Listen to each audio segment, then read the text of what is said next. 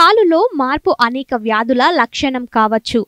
ఉదాహరణకు మధుమేహం, కాలేయ సమస్య, గుండె సమస్య మొదలైనవి. కాబట్టి నిర్లక్ష్యం చేయకండి. కాలు వాస్తుందంటే వెంటనే డాక్టర్ని సంప్రదించండి. మన శరీరం లోపల ఉండే ఆరోగ్య సమస్య శరీరం పై భాగంలో కనిపిస్తుందని అంటారు. ఉదాహరణకు వయసు పెరిగే కొద్దీ చర్మంపై ముడతలు వస్తాయి. అదేవిధంగా జుట్టు రాలడం, మెరిసిన జుట్టు కూడా మన వయసును సూచిస్తాయి. అలాగే ఇతర ఆరోగ్య సమస్యలతోనూ.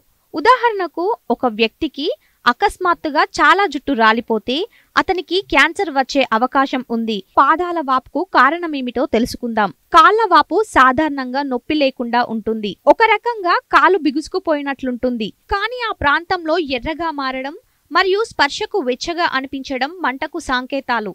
దీన్ని కూడా విస్మరించకూడదు. కొందరికి రెండు కాళ్ళు ఒకేసారి వస్తాయి. ఈ సందర్భంలో వైద్యుడి సహాయం తీసుకోవడం అవసరం.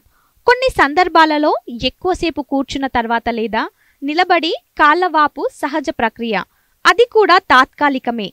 దీని గురించి ఆందోళన చెందవలసిన అవసరం లేదు. కానీ ఇది చాలా కాలం పాటు కొనసాగితే అది మరేదైనా కావచ్చు అని మీరు అనుకోవాలి.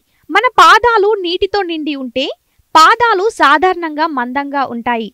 అయితే దాని వెనుక కారణం వేరు. ఉదాహరణకు కిడ్నీ జబ్బులు, కాలేయ సంబంధిత సమస్య, గుండె సమస్య వంటివి. మీ కాళ్లలో రోజురోజుకు వాపు పెరుగుతుందంటే వెంటనే వైద్యులను సంప్రదించండి. గర్భిణీ స్త్రీలకు కాళ్లు వాచడం సహజం.